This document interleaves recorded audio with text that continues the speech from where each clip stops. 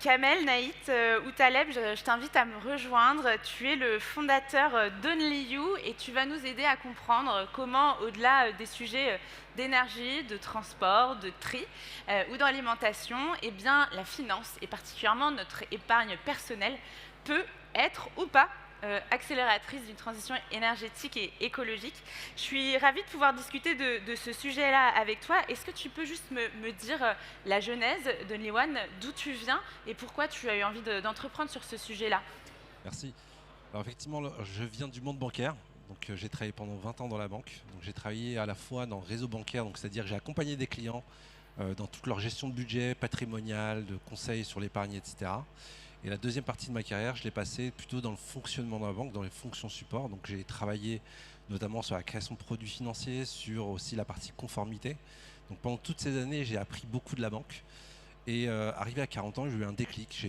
J'ai eu des enfants, comme tout le monde. Je pense que ça a été le déclic sur le changement climatique. Et je me suis posé la question de savoir comment moi je pouvais agir au-delà de juste voilà, faire mes gestes simples ou de commencer une transition écologique. Et j'ai commencé à me renseigner justement sur l'impact de la banque, comment on pouvait aujourd'hui faire d'une finance un peu plus durable et comment faire de la banque justement un catalyseur du changement. Et il s'avère que c'est un vrai levier. Et à partir de là, je me suis dit, bah, en fait, ces compétences-là, je vais les mettre à profit justement d'un projet qui pourrait justement apporter des solutions concrètes aux consommateurs, aux clients des banques, pour pouvoir justement agir de manière assez facile et surtout sans effort sur la lutte contre le dérèglement climatique. À ce moment-là, il y a eu aussi des nouveaux acteurs qui sont arrivés sur le marché. La banque a été entre guillemets disruptée par des acteurs fintech qui ont pris des verticales de produits bancaires et les ont améliorés d'un point de vue technologique. On a vu arriver des néobanques justement qui apportaient une facilité de gestion des comptes au travers de l'application. Et là, je me suis dit, c'est dommage qu'en France, il existe deux banques éthiques, une multitude de banques traditionnelles et de nouveaux acteurs, et que ce côté impact ne soit pas pris en considération justement d'un point de vue technologique et d'apporter ces solutions-là. Ok, merci pour cette introduction. Moi, je me suis toujours demandé dans quelle mesure est-ce que mon épargne et ce qu'il y a sur mon compte bancaire peut accélérer ou pas la transition écologique. Est-ce que tu peux nous expliquer le lien simplement en une minute? Non, je plaisante.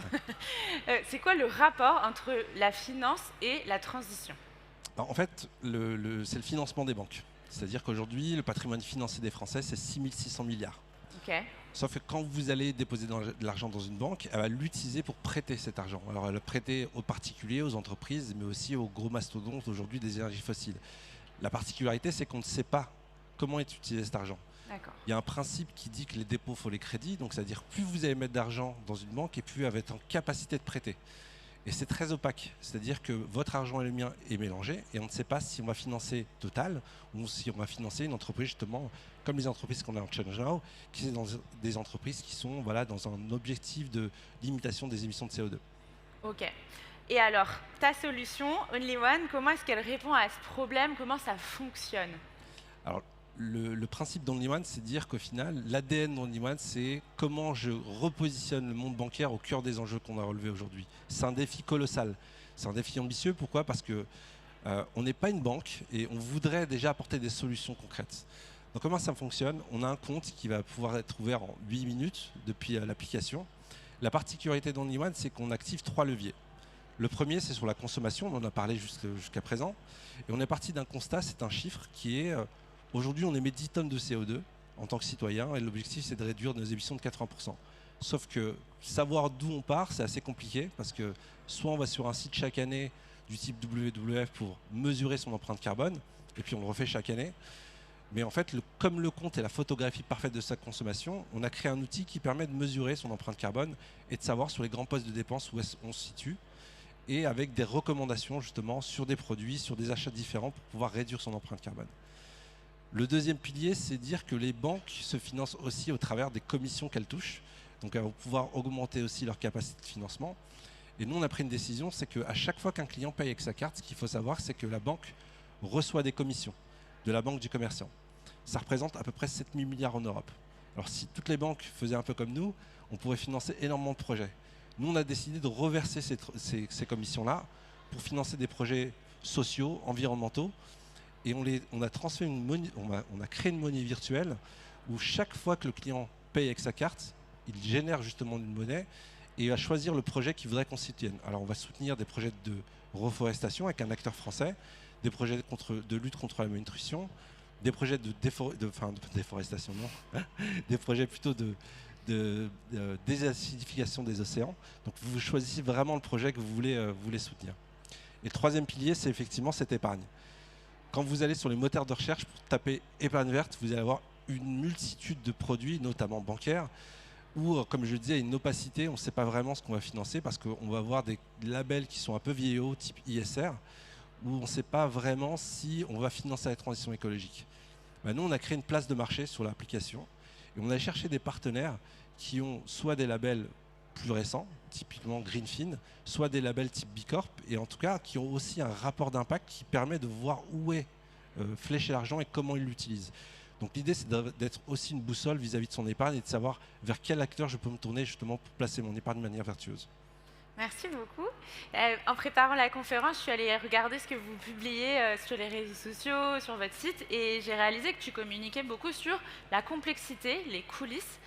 Pourquoi c'est important pour toi de communiquer en toute transparence sur le fait que c'est pas si simple? Parce que je trouve qu'il y a beaucoup de greenwashing, entre guillemets. Le monde bancaire, c'est un monde très complexe et très réglementé. On ne peut pas tout faire, surtout quand on est un petit acteur fintech, etc. Et je pense qu'aujourd'hui, il est quand même important d'alerter sur le fait que, bien entendu, il n'y a pas de solution parfaite dans un monde complexe et imparfait. Par contre, évidemment, quand on a des capacités de trouver des outils innovants, il faut les mettre en avant. Par contre, si on veut atteindre le niveau des banques, justement, en termes de financement, etc., il faut aussi être très clair sur la manière dont on va le faire et sur la temporalité. Typiquement, nous, aujourd'hui, on est une fintech, on n'est pas encore une banque. Mais ce qui est important de dire, c'est que l'objectif, c'est que plus on sera nombreux, plus on aura la capacité de prouver aux régulateurs qu'on est en capacité de devenir une banque. Et là, on pourra tout faire et on pourra proposer tous les produits d'une banque. Donc il y a beaucoup de projets aujourd'hui qui naissent, qui sont très bien. Mais je pense qu'on doit être aussi alerté sur les complexités justement réglementaires qui incombent justement à ce marché. Tu dis nous beaucoup. Est-ce que tu peux nous parler un peu de l'équipe? Comment ça fonctionne aujourd'hui, Only One? Alors on est une équipe de 15 personnes. J'ai un associé qui, lui, Mathias, est très expert sur la partie technologique, donc il s'occupe de toute la partie applicative, de la partie aussi algorithmique sur les outils qu'on a créés. Et on a constitué une équipe aussi de data scientists, de développeurs, de personnes qui vont aussi s'occuper du service client parce que c'est très important, on doit avoir un support humain derrière et pas simplement un robot. On a aujourd'hui 2000 clients actifs, on a fait une dizaine de milliers d'ouvertures de comptes et on espère justement grandir et arriver à 30 000 clients d'ici à 2024. Ok. Et d'ailleurs, dans ce sujet-là, pareil, j'ai fait ma petite enquête et j'ai vu que, dis-moi si je me trompe, vous ouvrez le capital, vous permettez aux gens de rentrer. Pourquoi, comment? Alors, on permet aux gens de rentrer au capital parce qu'on veut se financer aussi de manière durable, entre guillemets, dans le sens où on ne veut pas être financé par des gros acteurs ou par des fonds d'investissement qui vont demander à quel horizon de sortie ils vont pouvoir faire un multiple de 10. Nous, ce qu'on veut ouvrir, c'est à notre communauté, aux clients, de pouvoir être actionnaires comme les banques mutualistes et de participer justement à l'aventure Only One et de la faire grandir avec nous. Alors, si moi j'ai envie de rentrer, d'investir, comment ça marche? Je dois mettre combien? C'est sur une plateforme de financement participatif qui s'appelle SoWayFund. Okay. C'est à partir de 500 €. Et l'avantage en plus, il est fiscal, c'est que vous avez 25% de réduction d'impôt à partir du moment où vous investissez dans la start-up. Ok. Est-ce que tu peux me redire depuis combien de temps tu portes ce projet-là? Alors moi, j'ai quitté la banque dans laquelle je travaillais en 2017. Pendant un an, j'ai fait des études justement sur la manière dont on fait les choses. On a créé la société en 2019 et pendant 2 ans, on a travaillé sur la R&D avant de lancer en 2021 l'application, première version qu'on a développée avec nos clients aussi. Un travail de longtemps, j'entends, de la résilience. On est en petit comité là, on arrive sur la fin. Est-ce que tu pourrais nous partager des apprentissages de cette aventure entrepreneuriale, aussi bien des défis, des difficultés, que des choses qui t'ont surpris positivement? Alors la difficulté, c'est déjà de trouver le bon associé, c'est-à-dire qu'il faut qu'on soit aligné sur nos valeurs et ce qu'on veut faire, parce que si on n'est pas aligné sur ça, ça va être compliqué à un moment donné dans la prise de décision. Donc j'ai eu la chance, moi, de rencontrer Mathias qui était totalement aligné. On a à peu près le même âge, à peu près la même expérience. Donc ça a été difficile au début de trouver le bon associé. Ensuite, une des difficultés, c'est aussi le financement, forcément. Aujourd'hui, je parlais des banques, mais le financement de l'économie réelle est un vrai sujet. Aujourd'hui, on a beaucoup de startups, de boîtes aujourd'hui qui se créent, qui ont des difficultés de se faire financer. Et encore une fois, c'est soit les banques, soit les gros fonds d'investissement. Et ça reste une difficulté. Là où j'ai été agréablement surpris, c'est surtout sur les personnes qui nous rejoignent. On a de plus en plus de jeunes qui sont engagés, des personnes avec des profils incroyables, qui ont fait des grandes études. On a eu des ingénieurs qui ont fait l'ENS, l'ENSAE, etc.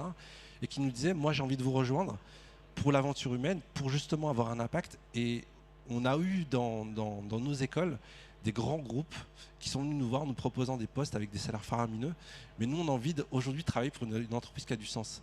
Et ça fait vraiment plaisir parce qu'on voit qu'il y a une génération aujourd'hui qui ont des grandes capacités et qui veulent rejoindre des sociétés comme la nôtre. Donc ça, on est vraiment ravis justement d'avoir des équipes comme ça qui sont engagées avec nous. Merci. On a un public qui est venu à cette conférence en recherche d'outils, de tips pour passer plus facilement à l'action et devenir ce citoyen du changement.